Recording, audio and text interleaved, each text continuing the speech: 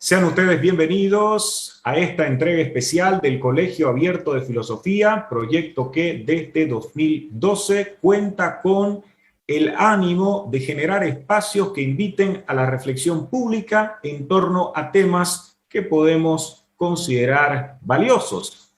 En esta ocasión, tal como lo habíamos anunciado, contamos con la grata y siempre provechosa, lo advertiremos con seguridad, compañía desde España del profesor Antonio Escotado, una de las mentes más esclarecidas de nuestros tiempos. Tiene obras diversas que serán objeto de nuestra consideración. Durante los siguientes minutos habrá pues la posibilidad de plantear preguntas acerca de su vida y enorme, valiosa producción. Ante todo, muchas gracias, maestro, por haber aceptado esta invitación para formar parte de este Colegio Abierto de Filosofía, hoy, en este viernes que invita a una reflexión que, como siempre, está garantizado su efecto gracias a sus intervenciones.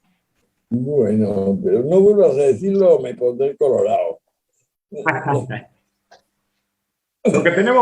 Lo que tenemos pensado hacer los siguientes minutos es, como ha pasado en algunas ocasiones, plantear preguntas. Tengo a gente que me acompaña aquí. Invito igualmente a las personas que están acompañándonos en la transmisión en vivo que puedan dejar sus comentarios e interrogantes. Sin más que añadir, hay que aprovechar cada minuto con el profesor Escotado. Así que parto con una pregunta. En el prólogo del libro Discusión, aquí tengo mi ejemplar, Borges escribe: vida y muerte han faltado a mi vida. De esa indigencia mi laborioso amor por estas minucias. Y yo lo recuerdo, profesor Escotado, porque si uno revisa su vida, claramente no estaría de acuerdo con la síntesis que hace Borges, porque a usted sí que no le ha faltado vida. Usted ha tenido vida en distintas manifestaciones, está hasta como creador de una de las discotecas más importantes del mundo, Amnesia. También ha tenido una vida que incluso lo llevó a la cárcel, al margen de lo relativo al mundo de las letras y de la filosofía.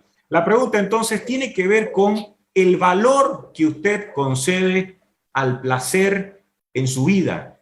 ¿Cuál ha sido ese papel que le encomienda al placer Antonio Escotado y cómo sirve para entender además sus ya más de 80 años que usted tiene? Mira, si hay una sola cosa en la que no estoy de acuerdo con Borges, es aquella frase tan espectacular que dice: el universo, mi biblioteca. Yo creo que el sabio que nos conviene, por lo menos el que me conviene a mí y el que conviene a las sociedades civiles, no es un individuo libresco, es un hombre que no pierde tiempo, que cumple la esencia humana, que es la de aprender, y que la cumple con alegría, minuto a minuto, demostrando que eso, precisamente eso, es lo que le va a permitir vivir y morir tranquilo, que es la esencia de la vida buena, a mi entender.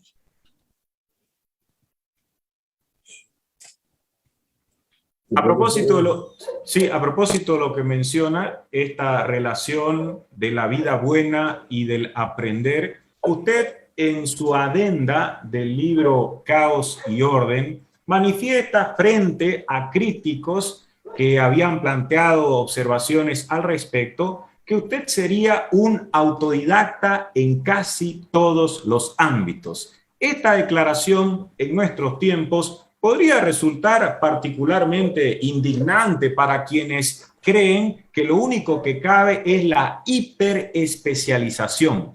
En consecuencia, quisiera también que usted nos hablase brevemente, como se está haciendo, acerca de la importancia de su formación por cuenta propia, más allá de todo lo que usted haya podido adquirir sin duda en la universidad, y cómo esto resulta también significativo para entender su pensamiento.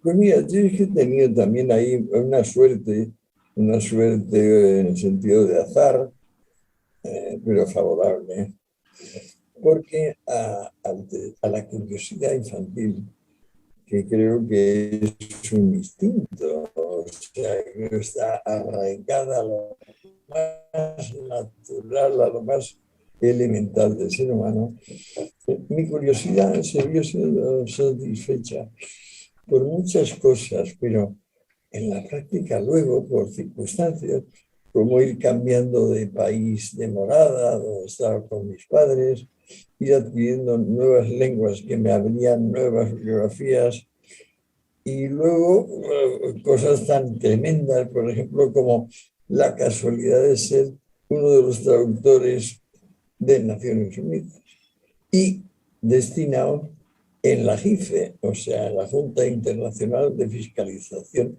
de Estupefacientes, justamente cuando estaba terminando o mediado la investigación sobre historia general de las drogas. También, por ejemplo, cuando nadie tenía buenos libros sobre drogas, había dos personas en el mundo, el psiquiatra, sociólogo Thomas Szasz, o sea, ESZ, y termina en SZ, húngaro nacionalizado norteamericano, un gran talento de las ciencias sociales, pues tuvo a bien ser amigo mío y abrirme su biblioteca sobre drogas. Igual pasó con Albert Hoffman, el descubridor de la LSD. De modo que, por ejemplo, para ese campo de conocimiento en particular, mi curiosidad, pues, pudo encontrar materiales que otros, pues, probablemente no lo habrían encontrado, hubieran tardado mucho más.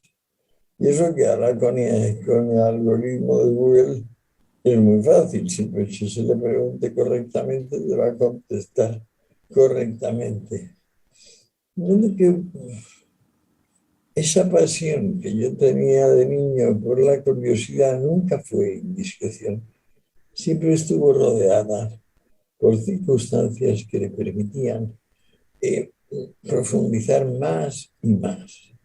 Por ejemplo, dio la casualidad que terminé mi tratado de realidad y sustancia, que era completamente, o es, completamente intemporal y fuera de tiempo y absurdo, porque ¿quién coño escribe tratados de ontología a finales del siglo XX?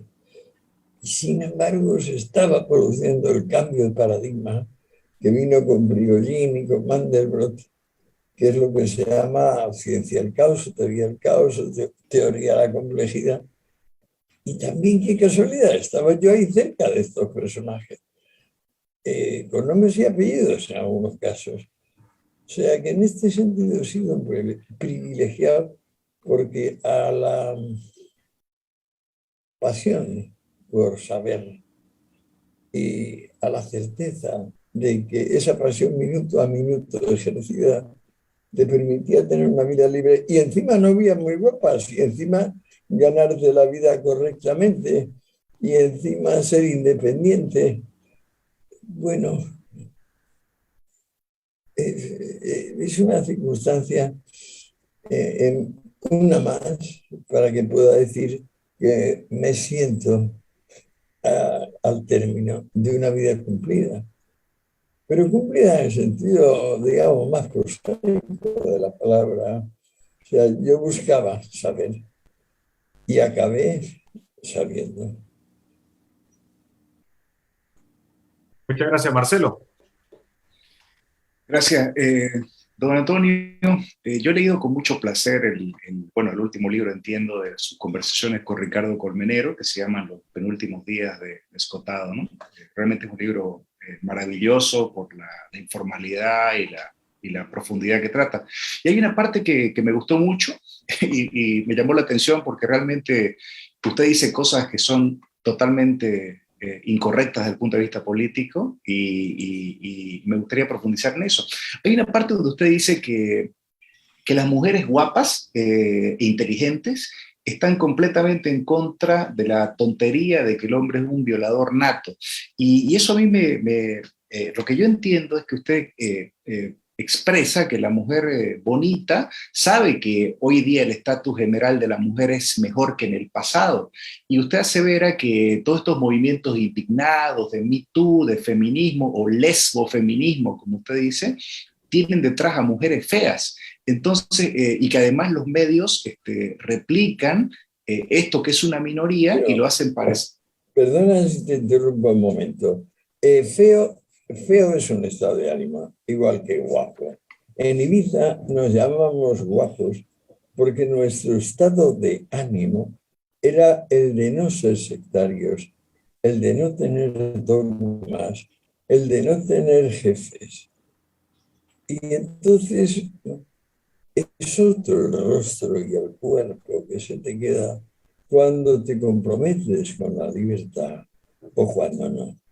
O sea, nosotros fuimos en Ibiza anormalmente guapos y por eso un foco magnético de atención del mundo entero, y también en manifestaciones exteriores como Woodstock o Monterrey o White, ¿no?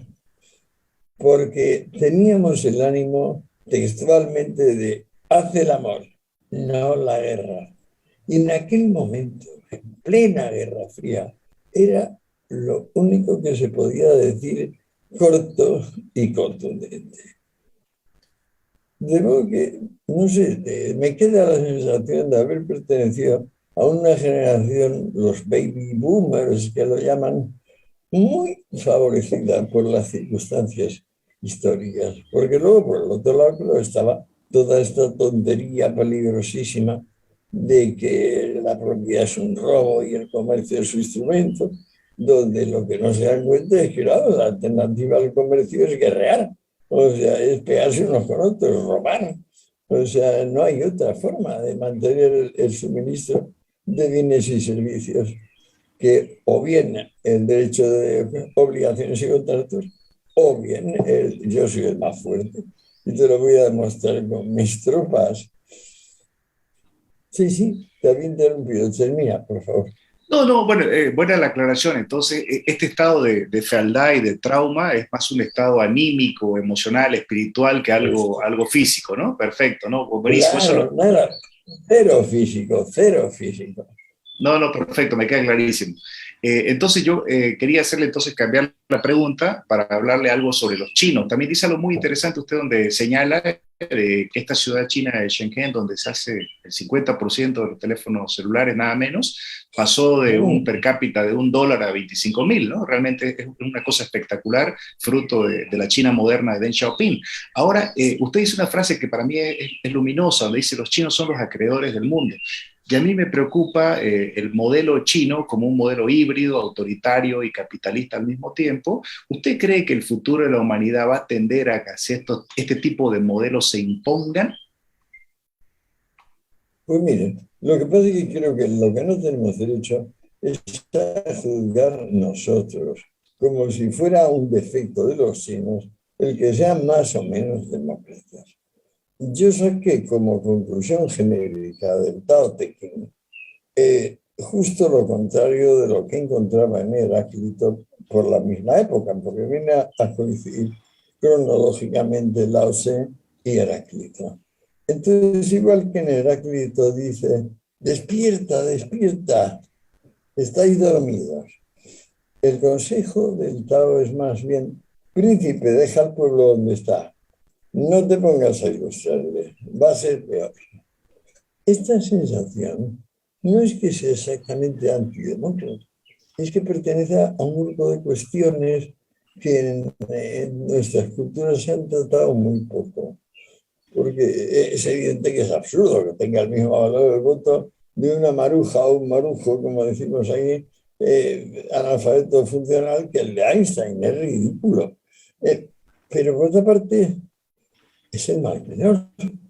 O sea, cualquier otro sistema que no sea mover al poder y limitarlo, al poder coactivo, es un disparate.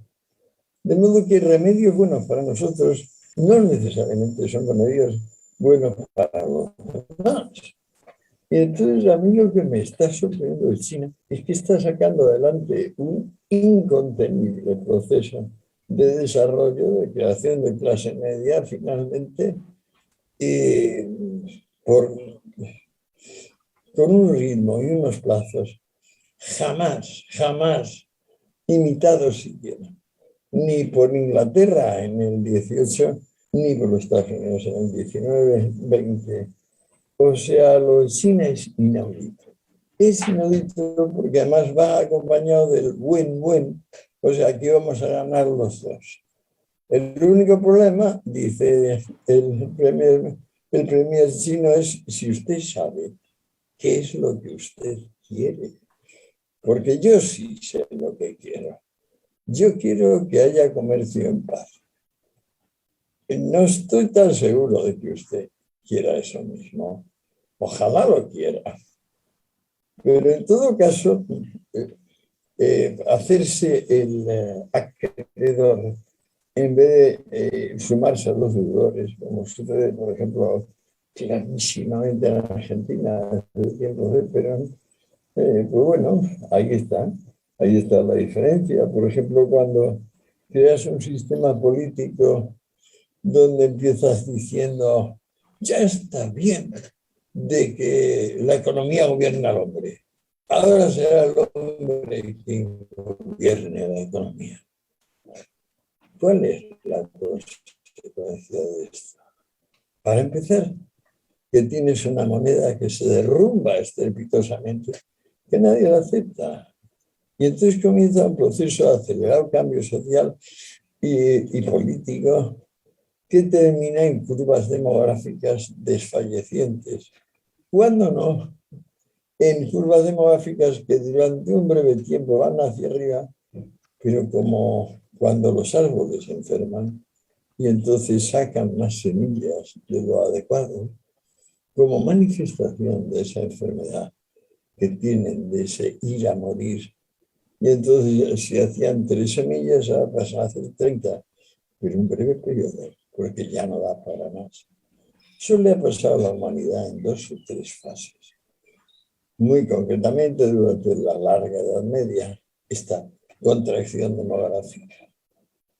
Y ahora, bueno, creo que la gran noticia es que en China, y en Japón, y en Formosa, y en Singapur, los valores occidentales, la esencia de Occidente, la laboriosidad inventiva armonizada con la libertad, con el culto a la libertad, pues se ha desplazado geográficamente. Siempre estuvo en Europa y en Estados Unidos. No, señor, ahora está en Extremo Oriente. Vamos a ver qué pasa, claro. Porque es que, para empezar, necesitamos saber la reacción de los islámicos, la reacción de los afroamericanos, la reacción general de los latinos. Lo que está claro es que estos últimos pueblos que he mencionado no son laboriosos. Yo me considero laborioso, ustedes no sé. A mí me parece que solo el laborioso tiene futuro. Gracias, Muchas profesor. gracias. Ana Carola. ¿Cómo? Esto último que dijo sobre los laboriosos tienen futuro, me hace pensar muchísimo en el contexto en el cual está Bolivia, donde básicamente cada vez se vuelve más claro que hay 2 realidades, una laboriosa y otra que está no solamente anclada en el pasado, pero indispuesta a, o sea, viviendo bajo una leyenda negra, ¿no? Y creando un tipo de sociedad donde la otra, pues, por supuesto, no está para nada representada ni existe espacio. Entonces, ¿qué consejo, o sea, qué podría usted decir al respecto cuando existen muchos países ahora en América Latina que están viviendo un proceso similar como el nuestro? Especialmente ¿qué alternativas tenemos los laboriosos, si se quiere? ¿Qué alternativas tenemos los laboriosos cuando no la tenemos necesariamente fácil? Porque hay una agenda que no es nuestra y que tampoco no está muy políticamente inclinada a favorecer digamos, esta visión, ¿no? Esta forma de vida. La alternativa nuestra es mostrar nuestros valores y no hay ninguna dificultad en hacer ver que son patochadas, ridiculeces, apelaciones a la irrealidad y a la fantasía. Todo esto de que existe algo parecido a una ultra extrema derecha. Esto, por fortuna, se acabó al terminar la Segunda Guerra Mundial.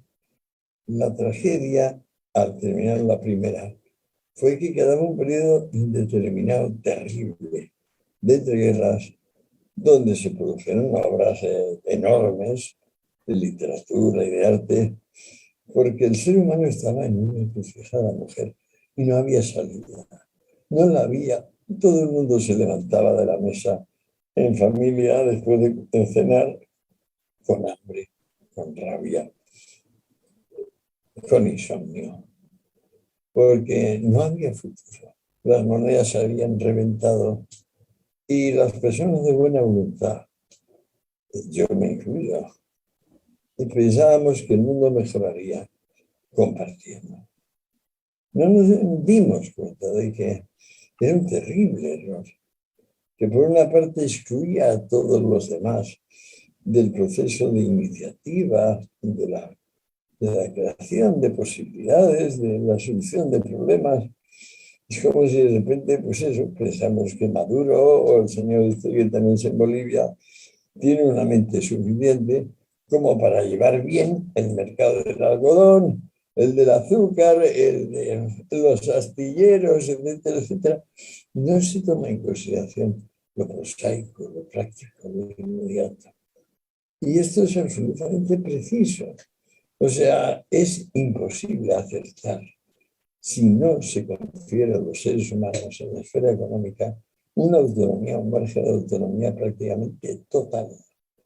No contar con ellos es no contar con el 99% de nuestras neuronas.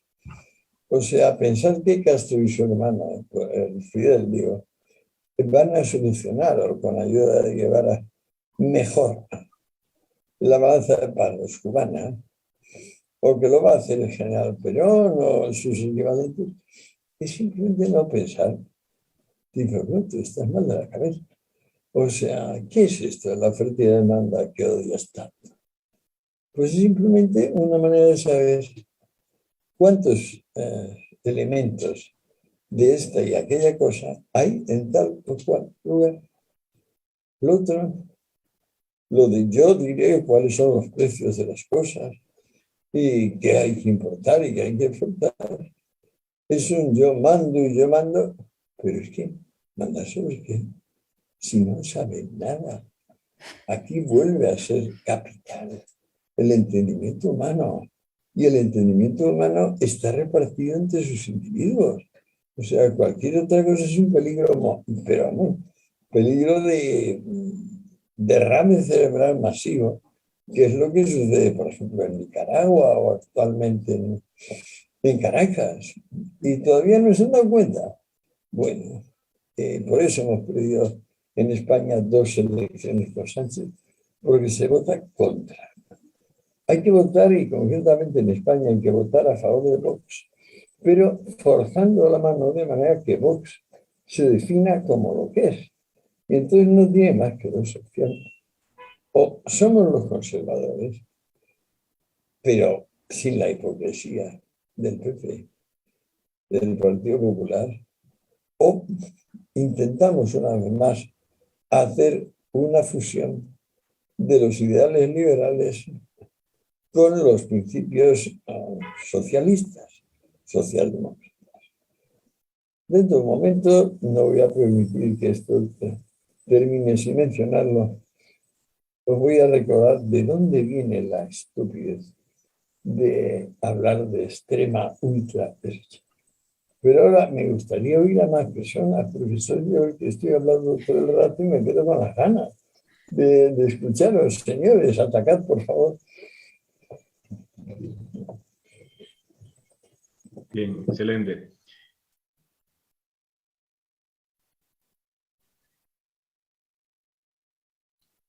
Bueno, vamos a esperar al profesor Escotado mientras regresa con nosotros. Estamos en esta entrega especial. ¿Por qué estoy haciendo cosas diferentes? Está haciendo cosas diferentes. Bueno, voy a ceder, ante todo, agradezco a la gente que nos Son está cosas acompañando. diferentes.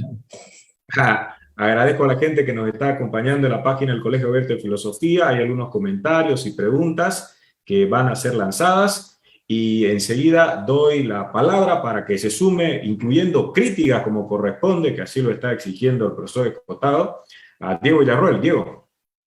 Por ejemplo. Gracias querido Enrique, un gusto, don Antonio, nuevamente.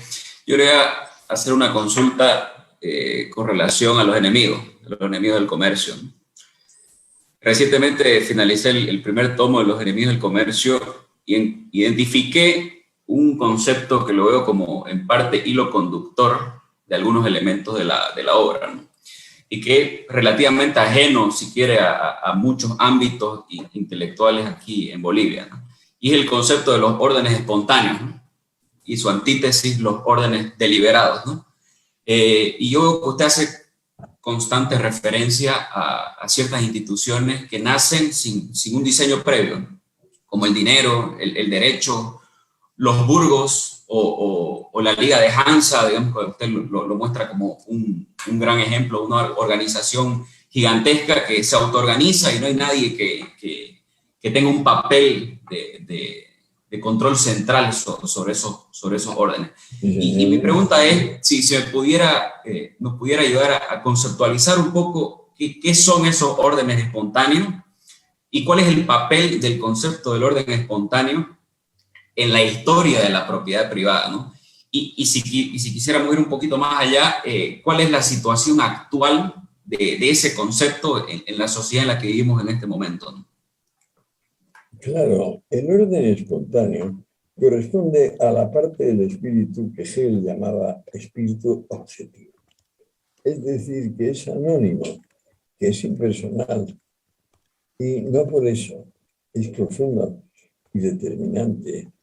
Yo terminaba la única exposición que he hecho para cátedras mencionando a Menger, que a su vez decía, señores, ¿no les sorprende que las cosas que realmente son más básicas para nosotros no las ha decidido nadie? Que esas nos vienen dadas solas, en parte porque si no las cumplimos,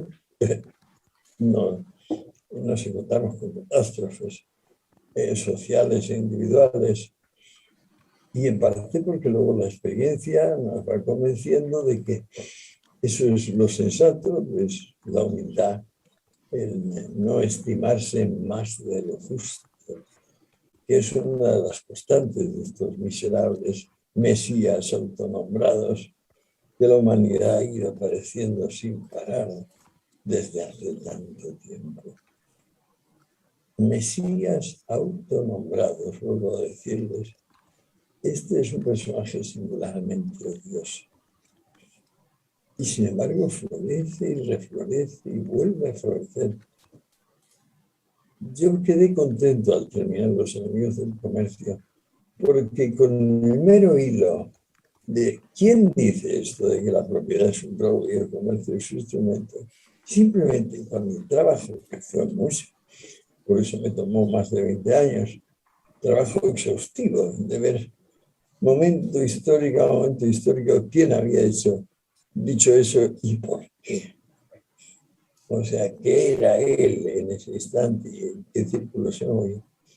Y claro, entonces fui descubriendo que es una secuencia muy larga de malos entendidos sobre la condición humana. El malentendido principal es imaginar que uno puede lograr algo más allá del respeto del vecino o conseguir una inmortalidad distinta de la mortalidad inmediata de cada elemento que nos forma. ¿Cómo son eternas las sociedades humanas? También animales, moviendo sus individuos y sirviendo sus cadáveres de estiércol, de abono para nuevas generaciones. Nuestra infinitud no es una infinitud geométrica, es una infinitud concreta. Se hace sobre nuestros cadáveres. Y hay cadáveres putrefactos y hay cadáveres no putrefactos. En el caso del ser humano, yo diría que la técnica ha salido tan en nuestra ayuda que al descubrir el circuito electromagnético, nos ha permitido pasar de la velocidad del sonido a la velocidad de la luz. Ese es un cambio de tales proporciones que vamos a tardar mucho tiempo en esta altura de él. Por eso nos llama a ser al tiempo audaces y no temerarios. Nos llama a saber que somos los dueños del planeta, pero saber que eso puede ocasionarnos más mal que bien. Eso nos llama a madurar. Y madurar para el hombre es siempre lo mismo. Estudiar, estudiar, estudiar. Darse cuenta de que el conocimiento es la esencia y de que entre estudiar y formicar, que es otra actividad que me parece súper razonable, sobre todo a la edad de ustedes, pues bueno, tampoco hay tanta diferencia.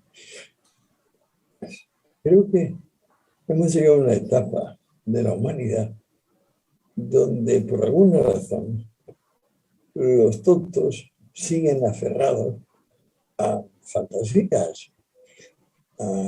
La principal es que las negaciones valen tanto como las afirmaciones. O sea que decir no esto es tan fuerte como decir sí esto. No, lo siento. O sea, para negar primero tienes que tener el objeto negable. Si tenemos una actitud correcta y ganamos las próximas elecciones, igual en España, que en Bolivia, que en Cuba, que en los demás países, iremos tirando, señores.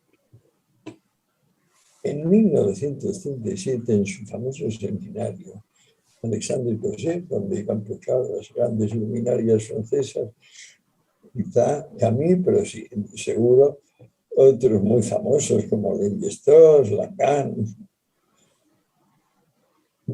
Dijo Alexandre Cosset, vamos hacia un zoológico confortable.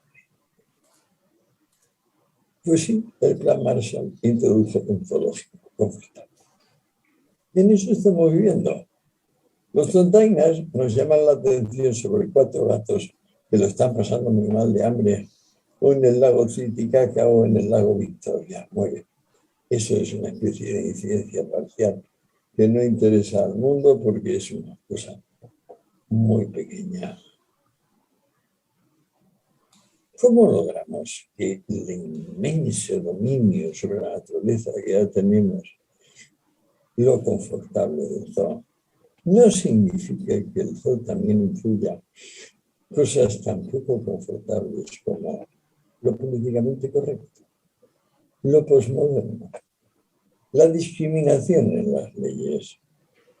¿Cómo podemos soportar que se niegue el derecho a la legítima defensa? ¿Cómo detrás de la posición que se llama izquierdas ha llegado a estar la repugnante presunción de que no hace falta ser ni valiente, ni estudioso, ni cumplidor, ni laborioso? Que el mundo es para los desfavorecidos. Y en desfavorecidos, señores, cabe lo mismo el mutilado de guerra que el nacido con una tara, que el simple cara dura que recibe sin dar, rebosante de ingratitud. Bueno, como siempre pasa, yo me pongo a hablar y ustedes callaos. Vale, me callo un momentito. No, se aprende mucho, por supuesto. Hay más preguntas. En este caso voy a ceder la oportunidad de intervenir al profesor Marco Antonio El Río, que ha estado ahí con una mirada no inquisitorial, sino de profunda atención. Marco Antonio. Gracias, Enrique. Mire, Antonio, yo le voy a plantear una inquietud que me parece vale la pena, ¿no? Que seguramente usted tal vez ya tenga cierta fatiga de abordar el tema. Tiene que ver con esta obra monumental que usted escribió sobre la historia general de las drogas. Es un libro impresionante, o sea, realmente, o sea, yo he ojeado, tengo la versión de Escabasa Calpers, y estamos hablando de más de 1000 páginas donde hace un despliegue de erudición magnífico. Pero claro, uno lo lee y dice, a ver, ¿por qué una persona se decide escribir un libro como este, ¿no? Además, en un mundo donde está el tema de la censura, o sea, la censura, más que la censura, en realidad el tema del prohibicionismo con respecto a este tipo de prácticas. Entonces, mi pregunta va en el sentido de cuáles fueron las circunstancias, las motivaciones que lo llevaron a usted a emprender una investigación de tal calibre como es la historia general de las drogas. Me encontré con que me había dejado engañar por un buen amigo, que luego resultó ser un tonto, por la mala fe de unos gángsters y unos policías, y que a los 43 años, casado con una buena mujer, pero incapaz de ganarse la vida, ya tenía 2 hijos o 3, que dependían vitalmente de mí. Y yo acababa de aportarme del cuerpo social, permitiendo que los periódicos pusiesen en primera plana: el catedrático de ética es un traficante de droga dura. Es culpa mía. Si yo voy a estar un poco avisado, eso no pasa. Nunca he sido catedrático, por cierto, pero vamos, me di cuenta cuando estaba en las húmedas mazmorras, era un febrero, de que había tirado mi vida por la basura. Mis padres habían cuidado de buscarme una buena educación, era hijo único. Yo había asumido la responsabilidad de un padre de familia, había prometido proteger a mi mujer y a mi prole, y sin embargo tenía 4 pesos en el banco y el desprecio del mundo entero por un hombre que cumple lo dicho en el titular de la noticia. Pero esa misma noche, o quizá la siguiente, no sé cuánto me duró la angustia total, me di cuenta de que podía pagar mi deuda introduciendo algo que era evidentemente necesario, que es saber qué había pasado, qué relación tenía el hombre con las drogas. Era necesario porque, para empezar, yo no la sabía. Yo empecé el libro convencido de que siempre había tenido problemas el hombre con las drogas. Bastante avanzada la investigación, me di cuenta que me estaba equivocando por completo. Entonces, historia general de las drogas es como pedirle a la sociedad que me reacepte. O sea, diciendo, en la esfera docente sigo siendo un hombre útil. Me pueden ustedes pagar lo que me pagan, que no es como para hacerse escribir a casa a contarlo, pero sí es suficiente para vivir, porque yo lo di mi vida al estudio y eso es lo que necesitan los alumnos, profesores que tengan vocación. Y me salió muy bien, mejor no me pudo salir. Cuando el día que me iba, el director del penal me dijo: es el caso más asombroso de reinserción social que conocemos. Pues muchas gracias. Le dije: creo que casi siempre la vida te ofrece oportunidades de pagar. Lo que me aterra del zoológico confortable es que la ideología sea que el hombre de mérito, el que está dispuesto alabar su nombre. El que no tolera que le hagan una ofensa a nadie, y menos a sí mismo, que esté mal vista y que esté bien vista la víctima, cuando en realidad solo ven bien a la víctima los victimadores, vestiditos de médicos o de frailes. Hemos llegado a una apoteosis de la falta de virtud. Hay que recordarle al ser humano que si no hace el de ejemplo, nadie le va a seguir, empezando por sus propios hijos. Entonces, bueno, haz lo que dices, di lo que haces, no pierdas el tiempo, empléalo en saber. No hace falta que sea saber libresco, empléalo en saber, en ensanchar tu corazón, de manera que seas capaz de oponer a lo que va aconteciendo, no una vulgar creencia, no una fe, sino el precipitado de la experiencia. Señores, por favor, sigan ustedes. Gracias. Siga, Marco Antonio. Bueno, voy a aprovechar que Enrique me vuelve a ceder la palabra para plantearle una pregunta un poco diferente, ¿no? Que tiene que ver con su textito, su libro de Rameras y Esposas. Y ahí usted se ocupa de la familia sagrada, de la Sagrada Familia. Ahora, cuando uno lee ese texto, lo primero que uno se sorprende es la referencia a los evangelios apócrifos, ¿no? Ahora, el contraste está en que pienso yo que usted podría haber llegado a más o menos conclusiones semejantes, a un relato, digamos, en términos de conclusiones muy parecido, simplemente haciendo referencia a la doctrina, por ejemplo, de la Iglesia Católica, doctrinas como, por ejemplo, la Inmaculada Concepción, la Asunción de María, etcétera, etcétera.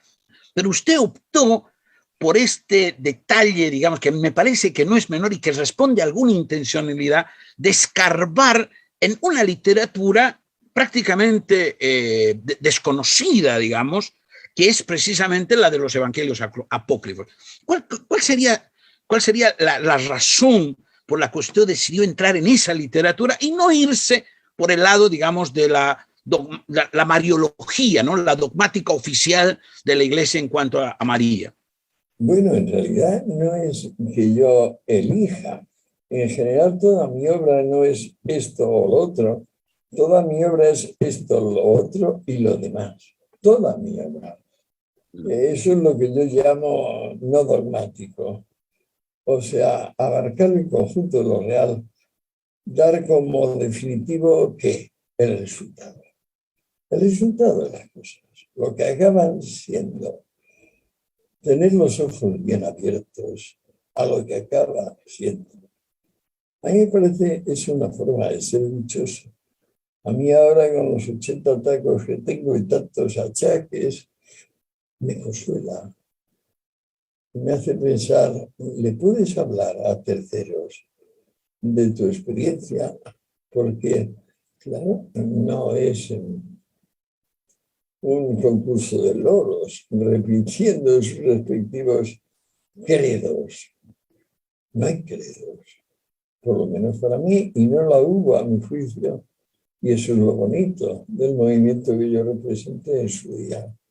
Y por eso, igual que nos reunimos espontáneamente, nos disolvimos espontáneamente. La sociedad no se da cuenta, pero nos debe la liberación del sexo. Eso es mucho. O sea, mucho, mucho, mucho. Porque que las personas tengan derecho a su intimidad era una tal salvajada negárselo.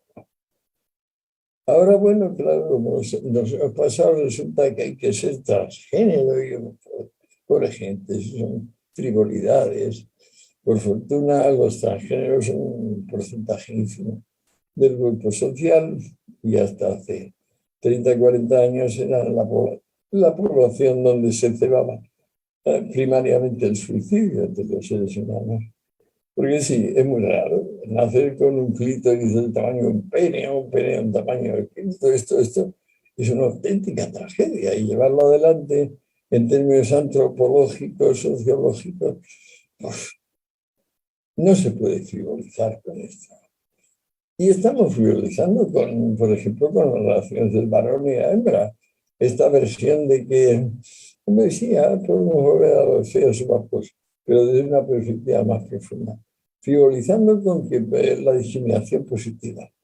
Conozco un amigo que a mí me hizo tomar la primera pastilla de tranquilizante de mi vida, hará una semana, porque me enteré que su mujer llamó a comisaría y dijo: me ha hablado por teléfono en términos muy desagradables. Y le preguntó el guardia civil: ¿qué le ha dicho, señora? Y me ha dicho: no te debo nada, no me llames más. Y el guardia civil añade: ya sabe usted que por la legislación vigente va a dormir en comisaría. Entonces, que la ley permita a un hombre que ya está separado de una mujer y vive con otra, tiene un hijo con la otra, todo legal. De repente, por el tono que emplea en hablar con su mujer, pueda dar por seguro la autoridad que deba dormir en un calabozo. Es tal iniquidad. Yo, que soy jurista y doctor en Derecho, pregunté, digo: ¿tenéis alguna pastilla para la ansiedad?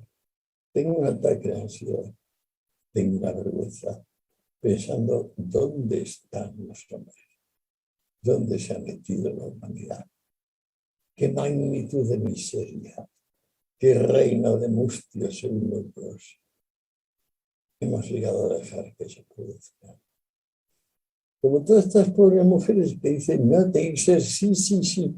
Pero por favor, todos sabemos, a poco que tengamos experiencia de las delicias que ofrecen Eros y Venus, que el juego sexual está lleno de sí, pero no, pero sí, que lo de menos es lo que se dice. Lo demás es la dulzura o la torpeza o la inteligencia con la cual se excita un cuerpo al otro. Entonces, que vengan ministras como las españolas a legislar sobre cuál es el margen verbal de las relaciones, que vengan a darnos lecciones de moral, analfabetos como los que hoy forman parte del gobierno español. Es terrible. Yo me harto de decir en todas las redes: por favor, hablemos de lo que ustedes quieran. Una sola condición, yo lo dejaré. No hay moderador, no, hay un solo moderador. El tema es el que ustedes quieran, decir lo que quieran. Les voy a coger y los voy a triturar. ¿Por qué? Porque ustedes hablan por hablar. Y claro, si permiten que el otro no hable o se van de allí y ya no se les exige coherencia, pues se sale con la suya.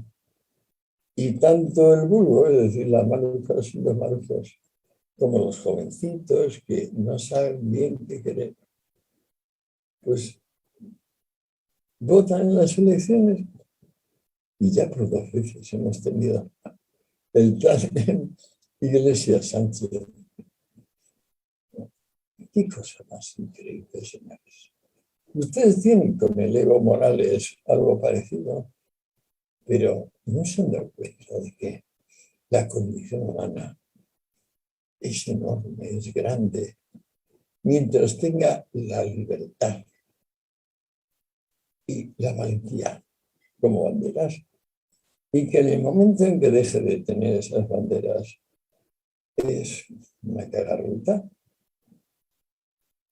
Díganme ustedes, son 4, estoy viendo, ¿no? 5. ¿Qué ha pasado con nuestra encantadora jovencita? Que regrese enseguida, tenía una urgencia de orden laboral, pero vuelve con el mejor de los ánimos. Aprovecho para aclarar que en principio nosotros habíamos pensado en una entrevista, por eso era que planteamos preguntas, pero por supuesto que hay el ánimo de asumir desafíos mayores. A propósito de lo que está mencionando, la realidad además que padecemos todos, acá aún, si bien no está Juan Evo Morales Saima en el poder, su partido político regresó con todo lo que aquello implica. Y sí podríamos notar que existe un común denominador más o menos maléfico que retorna y nos ofrece días que no resultan para nada gratos. Continuamos con Andrés y por supuesto ya nos sumamos a invitación acá del profesor Escotado para que esto tenga no solo el ámbito marcado por las preguntas, sino estas interacciones. Andrés. Profesor, en varios momentos usted ha mencionado este asunto de la liberación como parte de la libertad, como parte de una condición humana, como parte de esa vida, ese latir que tiene. Y a mí siempre me ha llamado la atención cómo cada cierto tiempo hay cambios en la manera en la que se frena o se domina o hasta se quiere cazar a este individuo. A veces, bueno, el siglo XX ha sido muy de ejércitos, muy de fuerza, muy de tensiones, y entre el tránsito del 20 al 21 ha habido este asunto del temor, del miedo. Pienso, ya estamos justo a cumplir 20 años de lo que pasó con las Torres Gemelas, pienso en el presente con el tema del virus, entonces cómo de alguna manera se aprovechan muchos lobos feroces para implantar restricciones, medidas, abusos, y lo peor es que el ciudadano las acepta, es más, hasta las pide en algunos momentos, negando esa condición y además esperando o queriendo imponer que todos se restrinjan, que la vida nocturna, por ejemplo, sea no solamente algo peligroso sanitariamente, sino proscrito, que sea inmoral, que sea malo. Entonces el ser humano renuncia a esa libertad y además pide que los otros renuncien y la dejen de lado. Y por nuestro bien, dicen que es por nuestro bien. Por ejemplo, muchas veces, a lo mejor pasa en Bolivia, te encuentras con que si no te pones el bozal, dicen que estás queriendo matar personas. Y te dices, pero ¿qué línea lógica llevas? ¿Qué figura del silogismo estás desarrollando, amigo mío? Recordarás que un silogismo es concatenar juicios para obtener una conclusión y que la única regla ahí es la coherencia que hay entre juicio y juicio. O sea que el tocino y la velocidad no pegan bien, y en cambio sí pegan bien centímetros y milímetros. Hay otra cosa que pasa, el fenómeno que yo llamo literofobia. ¿Quién iba a imaginar hace 60 años que doblar el gasto en educación y el tiempo lectivo iba a generar una fobia a la lectura? ¿Quién? Nadie. ¿Hay alguien que duda de que hay una fobia a la lectura ahora? Nadie. ¿De qué viene esto? Pues bueno, yo sé concretamente que tras los éxitos crecientes de las repúblicas democráticas parlamentarias no mesiánicas, se creó un movimiento llamado posmodernidad. Apareció con un señor llamado Lyotard, un profesor francés que fue a Estados Unidos a dar clases a Berkeley, y desde ahí empezó a llamar a colegas suyos de la universidad. Lyotard escribió el primer texto posmoderno, que se llama La condición posmoderna. ¿Cuál es la tesis de Lyotard ahí? Señores, estamos hartos de los discursos largos sobre la verdad y el sentido. Ha llegado el momento del discurso breve sobre el sinsentido o sobre cualquier cosa distinta de su tema tradicional.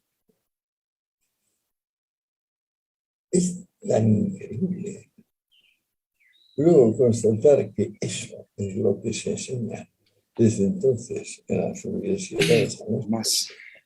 Tan increíble que debo añadir otra cosa que descubrí por solo. y que es una circunstancia totalmente personal, de Lyotard y los 4 principales profesores que él invitó a Estados Unidos y que ahora son los grandes popes del conocimiento, los que ocupan la posición de Spinoza, Kant, Hegel, son estos.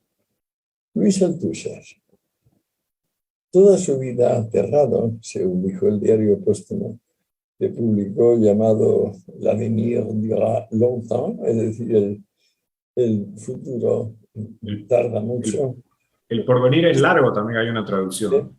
También, el porvenir es largo, sí. El porvenir es largo.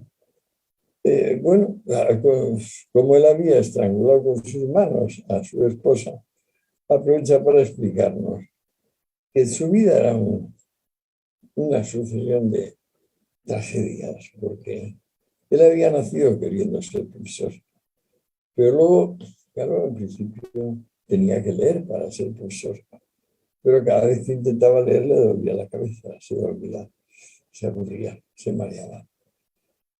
Y dice, bueno, es un caso muy raro, pero la pasaba al señor Althusser.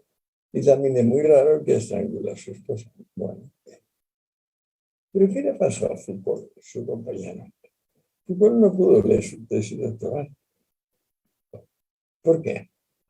Porque no tenía calma para formar la bibliografía necesaria y acondicionar los textos que citaba de los autores a las páginas correspondientes de la edición correspondiente. Ese es un trabajo que los que hemos hecho eso, lo que consideramos muy menor. O sea, puede ser como una octava o una 16ª parte del tiempo. Pues en el caso de Foucault, les recomiendo que vuelvan a ver la entrevista larga con Chomsky en una universidad americana que está en YouTube. Y verán que Foucault se atreve a decir que no, que él prefería y prefirió ser catedrático sin pasar por el doctorado. Porque su formarse la bibliografía estándar era demasiado para él. Bueno, había alguno más de este estilo, sí. Había un hombre de la misma fuerza, Gilles Deleuze, que se escribió la lógica del sentido. La lógica del sentido, evidentemente, es la lógica del sinsentido. Es decir, cómo, igual que Foucault y Althusser, se puede decir que se ha leído sin leer y entonces retorcer y retorcer y retorcer de manera que no se note. Y así, hasta que encontró a un psiquiatra loco, con el que escribió 1000 mesetas, loco de atar, o sea, de manicomio. Luego Deleuze se tiró por la ventana, como ustedes saben, pero dejó una obra infumable completamente, donde, como dijeron luego los críticos de la condición postmoderna, los 2 investigadores jovencitos, pues no hay más truco ni cartón que mezclan las cosas más variadas. Es decir, coger una línea de Heisenberg, aliterarla con otra línea de Ronsard, poner una chorrada que se le acaba de ocurrir ahí y terminar con un texto de Jacques Kerouac. Bueno, esto es lo que le está enseñando a las universidades a nuestros hijos. Deleuze, Foucault, Althusser, queda uno más. Queda el padre total, que es Lacan. Pero Lacan tiene algún pensamiento, de modo que no es cuestión de entrar en Lacan. El caso es que si se ponen ustedes a mirar, estos 4 apoyaron en la gran ola terrorista que comenzó en los años 70 con la frustración de que mayo del 68 no fuese lo que ellos esperaban, que es una reedición de la Revolución Francesa. Al ver que faltaban los muertos y la sangre, se sintieron decepcionados y apoyaron con toda su alma a ETA, a Brigadas Rojas, a la banda madre Meinhof, a la OLP, que es el origen de todo. Yo estuve metido en esto, básicamente. En América tuvo mucho más fuerza aún. Sendero Luminoso, Montoneros. ¿Qué es el posmodernismo? Marxismo contrariado. ¿Cómo demonios el marxismo contrariado se convirtió en corrección política? Muy sencillo, lo estamos viendo con esta y aquella ley. La más clara de todas, las de ley integral sobre violencia de género. Que hay muchas más. Y la creación de delitos insólitos. Por ejemplo, hay delito de islamofobia, pero no hay delito de cristianofobia. ¿Y esto? Bueno, ustedes verán, yo tengo la ventaja de que al ir pudiendo establecer el hilo que me lleva de la Segunda Guerra Mundial al día de hoy, hay una parte que dice, sí, digamos, encabezada por Camus y por Junger, y yo intento ser humildemente uno de los acólitos de esa parte, y hay otra parte que, contrariada, furiosa, por no haber conseguido que la propiedad privada y el comercio sean desterrados, sigue pataleando. Lo mismo en Corea que en Guinea-Bissau. Unos pocos países, desde luego, pero suficientes para dar el coñazo, sobre todo si el arsenal nuclear está tan peligrosamente distribuido y lo tienen países como Pakistán, India, Corea del Norte. Sin duda, sí, sin duda, profesor Escotado, a propósito de lo que usted estaba comentando acerca del posmodernismo, las críticas o básicamente el abandono de la racionalidad. A mí me agrada destacar la obra de George Lukács, El asalto a la razón, porque resulta que en esas páginas Lukács lo que hace es criticar a los burgueses por su falta de racionalidad y resulta que hoy eso es impensable desde el punto de vista de la izquierda. En ese momento sí se podía hablar de racionalidad como algo meritorio. Claro. Voy a ceder la palabra a Einar Rosso, quien no es ni posmoderno ni marxista, afortunadamente. Einar. Gracias, Enrique. Don Antonio, usted, por ejemplo, en una entrevista que le hacen en la Fundación Juan March en 2015, mencionaba que la libertad es un peligro. Me gustaría preguntarle en ese sentido, ¿por qué la libertad sería un peligro? Y concateno más o menos con lo que nos acaba de comentar de este abandono de la racionalidad. ¿No será que estos señores posmodernos, en su criterio de libertad, abandonaron la racionalidad? ¿Qué opina usted? Completamente. O sea, libertad y racionalidad es lo mismo en este caso. De modo que cuando dice estamos cansados de discursos largos sobre la justicia, la verdad y la realidad, pues están queriendo decir, odiamos esos últimos 500 años que tan nobles y tan ennoblecedores han sido. ¿Que por qué lo dicen? Pues bueno, ahí está la interpretación de cada cual. Yo creo que al historiador y al sociólogo, al científico social, le basta con señalar los fenómenos y decir de dónde está cada cual, o sea, cuál es el origen de cada cual. Y ya que el lector saque sus conclusiones y diga esto o lo otro. Yo añadir, por eso he hecho un discurso sin adverbios y sin adjetivos. Intento hacerlo porque los adjetivos le añaden la vehemencia personal a lo que vamos diciendo. Y si hemos visto lo bastante de cerca la cosa de la que hablamos, no los necesitamos, nos bastan y nos sobran los nombres y los verbos. Como yo estudié tan a fondo la vida de Lenin, puedo decir casi minuto tras minuto ¿Cómo fue él descubriendo que lo que necesitaba el hombre nuevo, lo que necesitaba el marxismo, eran personas como las que a su vez demandaba Platón?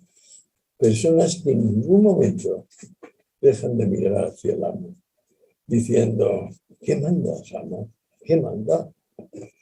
Ese tipo de persona, por supuesto, de cada 10, no creo que llegue a 2 estadísticamente, pero arma mucha bulla y por alguna extraña razón, y eso es lo que nos queda todavía por saber, ha estado ganando elecciones que en principio tenía más que perdidas. En España, por ejemplo, porque se diluyó como un azucarillo la perspectiva del señor Rivera, pero en otros países Dios sabe por qué. Pero es cierto que es un fenómeno global. Lo de la corrección política es global. Es un poco que los jóvenes, al vivir en la novicia, no han aprendido a querer profundamente esto o lo otro. Y eso les desampara, les hace sentirse solos y débiles.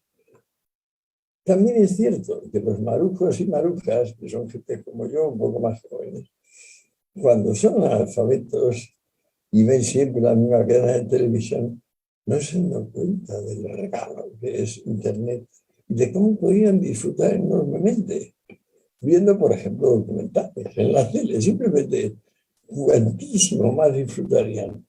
Bueno, pero no podemos estar diciendo a la gente que tiene que querer. O sea, aquí lo que tenemos que hacer, los que queremos cambiar las cosas, es hablarle al pueblo de una manera que entienda. Porque hasta ahora lo único que ha entendido es la locura que en España se llama el cordón sanitario. Es que más allá del cordón están unos tíos y se comen a los niños, y más acá del cordón ahí están unas personas muy compasivas y benévolas. Y tú dices, no, esto no tiene nada que ver con la situación real. ¿Cómo es posible que sean ustedes llegados a esto? Bueno, como yo conozco tan en detalle la vida de Lenin, sí puedo explicar paso a paso cómo ha sobrado dinero para la propaganda de esto desde el año 17 al mismo día de hoy. Y cómo es lógico que gente tan bien organizada hace un siglo y 4 años, pues claro, se ven hasta larga. Mientras no formemos una alternativa coherente, breve y sobre todo eficaz. ¿Cuál es la eficacia? Ser sarcástico. No se ha empleado la ironía. Vox en España acepta implícitamente el papel de come niños que le quieren atribuir los otros porque no es capaz de hacer chistes, que es lo que merece la actitud del otro, porque no saben burlarse. Ahora el entendimiento está obligado a saber burlarse de los partidarios del mustionuco y de la víctima desfavorecida. A eso no se puede contestar con un discurso de datos, porque es evidente que no les interesa. Ya han dicho, yo no quiero discursos largos, no me interesa la realidad, no me interesa la verdad. Lo han dicho, o sea, lo han dicho explícitamente. Que yo sepa, nunca se había hecho en la historia de la humanidad algo así. Aquí se ha dicho, y los que lo dicen, imperan en la universidad. Y la irradiación de su imperio ideológico es una hegemonía cultural que se manifiesta como guerra cultural. Es muy posible que lo último que pueda hacer en mi vida es colaborar en el desmonte, o sea, en desmontar irónicamente, sarcásticamente, convertirlo en chiste, la sandez de que el hombre estará mejor, sin propiedad y sin comercio. Que obligaciones y contratos, nada, lo que tenemos es que dejarlo todo en manos ¿de quién? Todavía no sabemos bien de quién. En fin, que se vaya haciendo las cosas como sean. Los viejos valores no nos gustan. Implícitamente que vivan los gustos únicos. En ese punto, don Antonio, por ejemplo, Tomás Abraham, que fue uno de los entrevistados en anteriores ocasiones acá en el Colegio Abierto de Filosofía, nos decía que la risa, la ironía, póngase entre paréntesis, él decía viene de abajo, ¿no? Y que la censura más bien viene de arriba y lo que más bien hay que hacer, él manifestaba, es ser irónicos, es reírnos de lo que está sucediendo, pero de una risa, digamos, inteligente, una risa socrática, por ponerlo así. Pero en ese punto, y voy a pasar la palabra ahí, ya Enrique nos dirá a quién, en ese sentido, don Antonio, ¿por qué se ve de mal agrado la risa filosófica, esta risa irónica, esta risa socrática? ¿Y por qué más bien se tiene que aceptar, digamos, lo políticamente correcto hoy en día? ¿Qué opinión tendría usted? No se puede contestar a nada con una línea. Es imposible. O sea, es cierto que la molicie, o sea, el confort, el lujo, se paga con que ya no estamos en un hotel, estamos en un zoológico. De modo que los que gestionan el zoológico son celadores de animales, son domadores. Lo que tenemos ahora en términos políticos, y digamos, los cubanos lo tienen sempiternamente, por ejemplo, los norcoreanos, son domadores mesiánicos.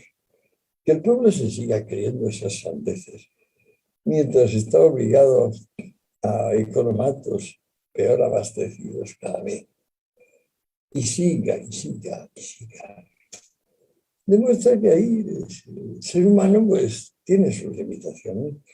Como al espíritu objetivo esto más o menos se la trae floja, como diría groseramente el castellano, pues bueno, persiste.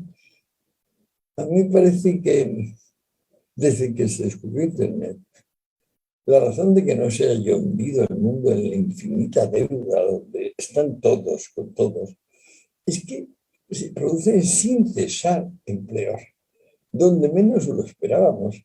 Y muchos más van a surgir de lo que no tenemos presente. Pero nos merecemos el desahogo. A mi juicio, tan no nos lo merecemos que votamos precisamente esas formaciones que en principio, si pudieran, arruinarían mucho más de lo que están a los países.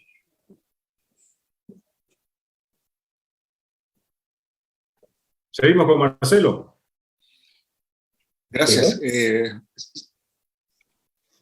Don Antonio, sí, yo lo que hace ratito usted comentaba por ahí, creo que tiene un poco de sorpresa porque estamos todos en silencio, un poco como Enrique comentaba el formato a veces de preguntas y respuestas. Entonces yo por ahí quería contarle algo de lo que usted preguntaba, de cómo es posible que en Bolivia esté sucediendo lo que suceda, y eso viene un poco de más atrás, desde mi perspectiva personal, por supuesto. Todo se inició en los años 2000, más o menos, donde había una crisis muy grande económica en Bolivia, y hubo mucha participación de ONGs europeas en ese momento, que crearon toda esta falacia de que sembrar coca en el Chapare era un derecho humano, y en realidad era el narcotráfico operando, mucha ingenuidad.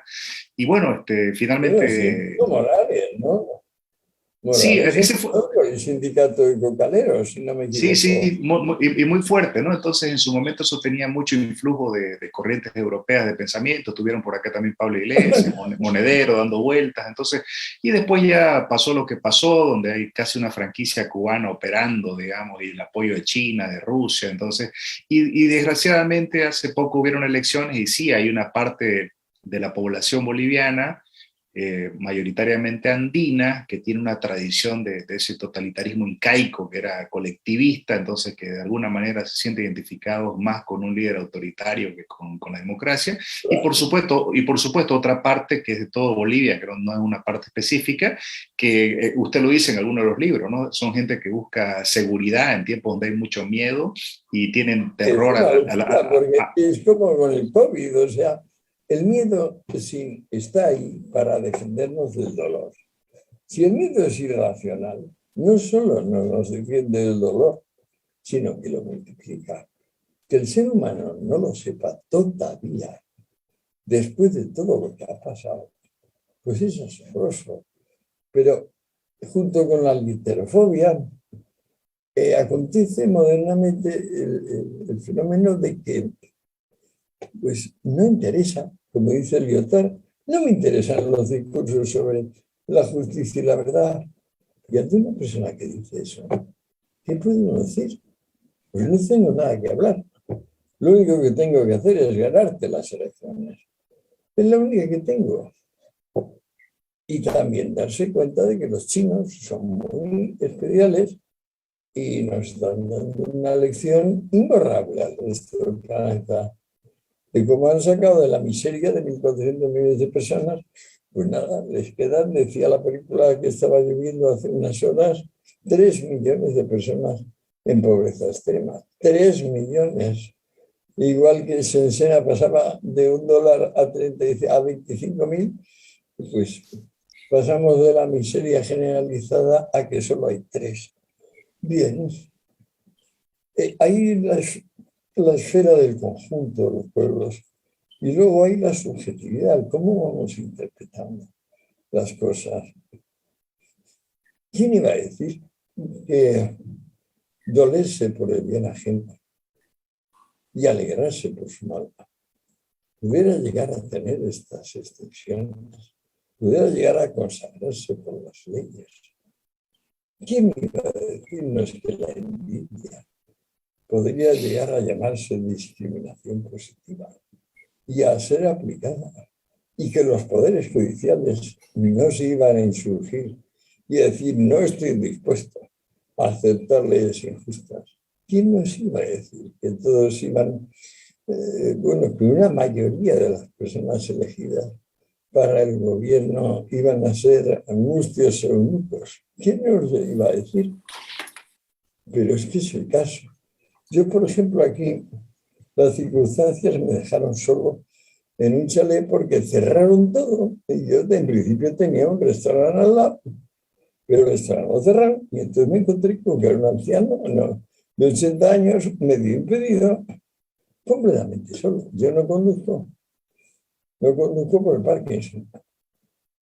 De modo que me fui a la Guardia Civil a pedir un permiso de armas cortas.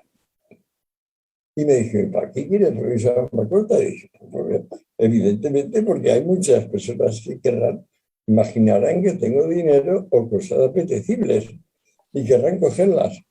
Y entonces me dijo el Guardia Civil la realidad actual, la que se inferó desde Zapatero. Usted no tiene derecho a defenderse. Usted llama a comisaría cuando sea posible. Deje que violen a su mujer y a sus hijos y a sus hijas. Usted no se le ocurre pegar un tiro a una persona porque sería desproporcionado. A lo mejor los 2 negritos que han entrado en la casa o los 2 inmigrantes marroquíes no llevan más que armas blancas. Entonces usted dispara. Pues es una desproporción y el que va a la cárcel 10 años es usted. Bueno, la ley universal, dice que el que viola un hogar de noche en cuadrilla se juega la vida. En Estados Unidos hay una norma vigente que dice trespassers will be shot on sight. O sea, el que se salte una valla lo hace por su cuenta y riesgo. Se le puede matar. ¿Qué queremos? La sociedad de que el que traspasa la intimidad del hogar pueda ser castigado ilimitadamente. o la sociedad que te dice, no, después de que pase lo que pase, llame a comisaría. ¿Qué queremos? Bueno, hay que hablar de esto. Y sin duda forma parte de lo que se estaba subrayando a partir del miedo, lo que uno ya consideraría no solamente tolerable, sino aceptable y deseable, ¿no? Se anhela que se esté restringiendo la libertad a cambio de días con más o menos cierta estabilidad. Diego Villarroel. Gracias, Enrique. Yo vuelvo a los enemigos del comercio y a un personaje y a una organización que tiene un papel fundamental en el primer tomo, por lo que percibo, y es el cristianismo y Jesucristo. Constantemente se lo cita porque lógicamente tuvieron, tanto la organización como el personaje, un papel importante en todo lo que fue la Edad Media, ¿no? Entonces, yo le consulto, don Antonio, en términos más o menos resumidos, ¿cuál es el papel que tiene el cristianismo y Jesucristo en la historia moral de la propiedad privada? A priori yo concluyo que tendría dos etapas muy grandes.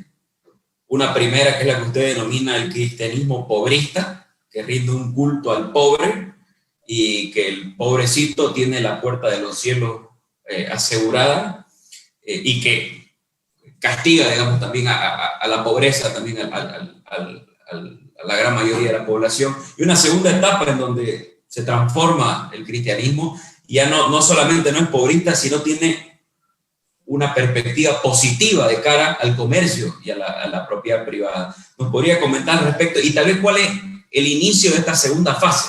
A mí me intuyo que puede ser la reforma, pero también hay momentos en donde es crítico con la reforma, ¿no? Entonces, en resumidas cuentas, ¿cuál es el papel de Jesucristo y el cristianismo en la historia moral de la propiedad? Bueno, en principio, en San Pablo, que es el gran armador, el gran editor del Nuevo Testamento, en San Pablo está muy claro que es una doctrina de resignación y de glorificación de la autoridad general. San Pablo llega a decir, las autoridades terrenales son las que Dios mandó. Es decir, no hay tiranos, no hay derecho al tiranicidio, a la insurrección, a la rebelión, no lo hay. Es muy bien, puede ser más reaccionaria esa ideología. Y sobre todo le dice al esclavo aquella cosa tan tremenda de, es esclavo, no te preocupes, así textual, no te preocupes. Eres el elegido de Dios, estás en primera fila para ir al cielo. Resígnate de corazón. O sea, no hagas las cosas por miedo, haz las cosas porque las sientes. Esto es una tremenda canallada que va a durar más de 1000 años. Pero el texto donde se puede decir que cambia radicalmente es en El paraíso perdido de Milton, diría yo. Y Milton es el gran espíritu del puritanismo en estado de nasciturus, en estado vigoroso. No es el puritanismo decadente, de los carcas que toman el whisky con agua bendita.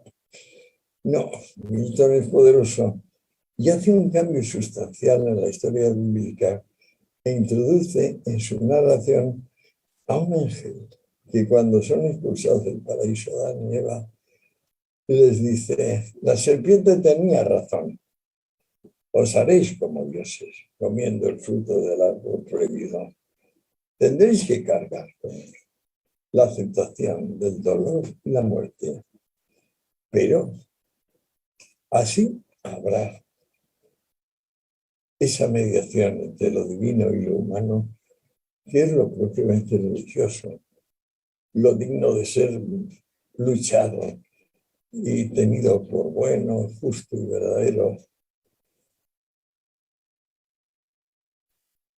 De modo que no son solamente Calvino y Lutero quienes dicen que el dinero y el comercio no son la causa de los males humanos. No, antes lo había dicho la Escuela de Salamanca Española, que es el primer análisis serio de cómo funcionan las economías complejas. Antes lo había dicho. Pero la autoría de en qué momento cambia la actitud cristiana hacia el dinero, hacia el comercio, hacia la propiedad, casi que es más irrelevante a mi juicio que el hecho de que se va abandonando el absolutismo. El gran fantoche de la antigüedad es el absolutismo.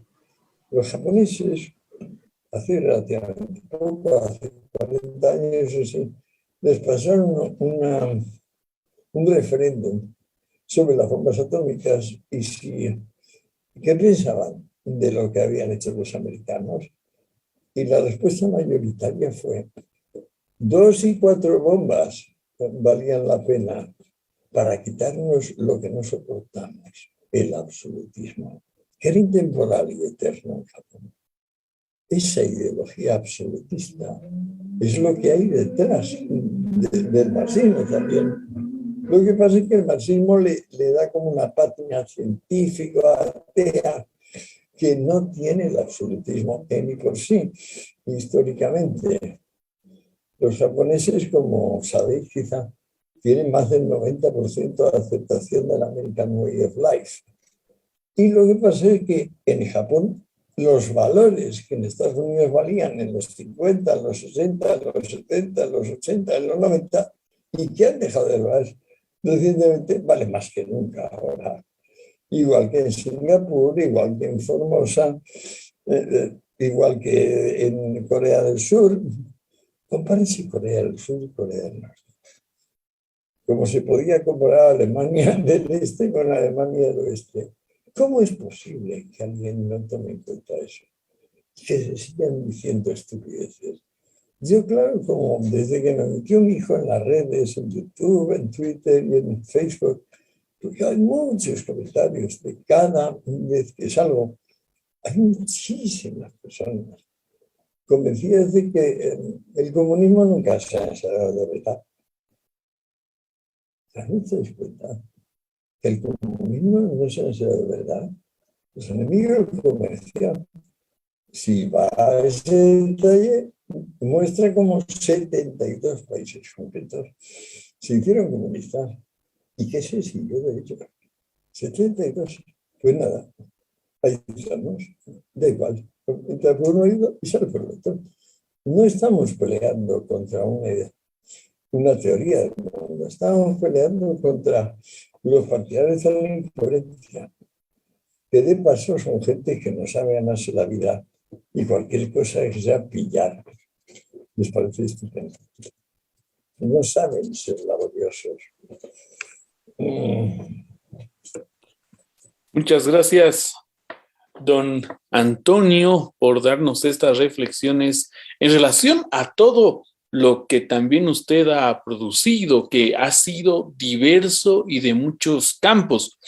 En ese sentido, don Antonio, ya estamos llegando a la hora acordada, incluso nos hemos sobrepasado del tiempo y me gustaría invitarle a que nos haga una última reflexión en el contexto actual en el que estamos, donde vivimos todavía en la pandemia. Algunos países están saliendo, usted lo ha vivido y nos ha relatado un poco de ello, y sobre todo con este boom que están haciendo de que el capitalismo se va a caer, la economía no va a florecer, entre muchas otras cosas que usted, gracias al Internet, también lo está escuchando. ¿Cuál sería, entonces, don Antonio, cuál sería su reflexión final para nosotros? Por favor. Bueno, que no acepten ustedes en ningún caso la dicotomía izquierda-derecha. Que recuerden en cada momento que la izquierda sí existe. La derecha desapareció con la Segunda Guerra Mundial. El fantoche que se enarbola como ultra extrema, eso es una fantasía que necesita el ultra extrema izquierda para hacer valer su disparate. Su disparate finalmente es que es mejor que violen a tu esposa, es mejor que prospere lo ilógico. Todo es mejor que impere una sociedad donde cada cual tenga aproximadamente lo que merece. El odio al mérito, el odio al esfuerzo,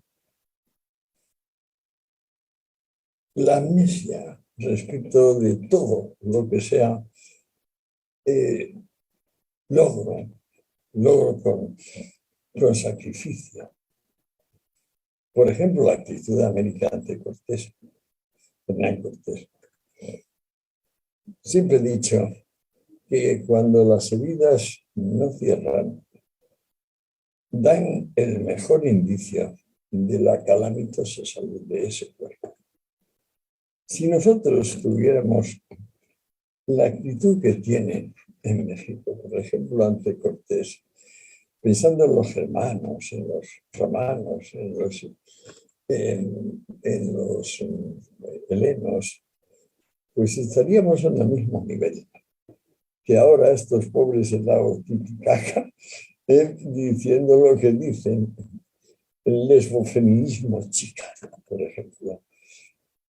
Son ganas de, por una parte, diría yo en España, tocar las narices, y por otra parte, la insolencia de decir todo lo que ha honrado a la condición humana, todo lo que tiene relación con la unidad indisoluble de lo justo, lo bueno, lo bello y lo verdadero, todo lo que nos reafirma cada instante que esas cuatro cosas son inseparables. Vuelvo a decir cuáles son las cuatro: justo, bello, bueno, verdadero.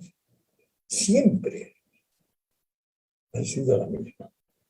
El primero que lo dijo fue Sócrates. Desde entonces, cada vez que reflexionamos sobre ello, a mí por lo menos me resulta convincente. Piénsenlo ustedes de puertas adentro, porque a lo mejor así es. Y a lo mejor lo que dijo Sócrates de ser es hacer. Y lo que dijo Jesús, la verdad nos hará libres. Esas son los dos pilares morales de cualquier sociedad civilizada. En cualquier caso, recuérdese que una alternativa al comercio no existe fuera de hecho de conquista, de la violencia. Eso lo podemos cortar con una norma que diga jamás se adquirirá ni se puede dar la propiedad por violencia o fraude. No hemos inventado nada, porque eso lo dice Hume al comienzo de la historia de Inglaterra. Con esto no se inventa nada, pero lo que sí tenemos que inventar es el recuerdo, señores míos. Tenemos que recordar. Es increíble la magnitud de olvido que tienen las sociedades ahora. Bueno, no es tan fácil teniendo Internet que siga manteniéndola. Obremos. No le decimos a los otros lo que tenemos que hacer nosotros. Que para nosotros la palabra mañana deje de tener sentido. Ya es la palabra. Quiero agradecerle enormemente, profesor, por habernos acompañado, por haber respondido las preguntas, por haber dado esta interesantísima conversación y mandarle un enorme abrazo y saludar, por supuesto, a todas las personas que han estado acompañándonos, preguntando con sus dudas. Muchas gracias, profesor Escotado, por estar con nosotros. Lo que me quedo ahí, una mosca muy pesada y le vamos a dar su merecido. Esto no me lo pueden prohibir como me prohibieron la pistola. Señores, ha sido un gran placer. Vale, hasta la próxima. Hasta pronto. Hasta pronto. Muchas gracias. Hasta luego. Adiós. Gracias.